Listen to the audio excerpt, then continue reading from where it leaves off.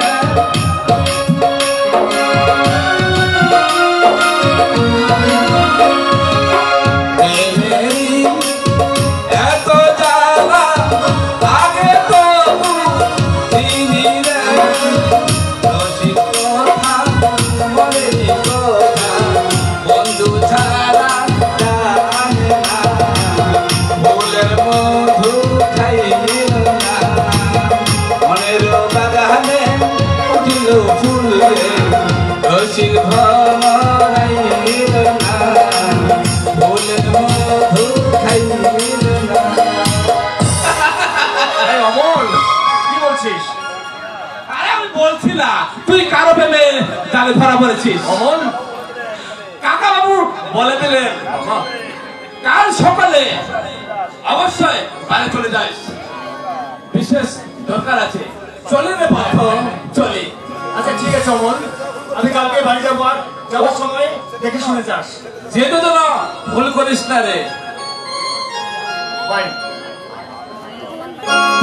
আমি বোধহয় সত্যি সবার ভালোবাসার জালে ধরা পড়ে গেছি।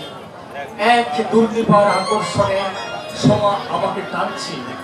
ওকে এক মুহূর্ত চোখের আড়াল করলে মনে হয় আমার পৃথিবী যেন সূক্ষ্ম হয়ে গেছে। ও হ্যাঁ, ভাবছিলেন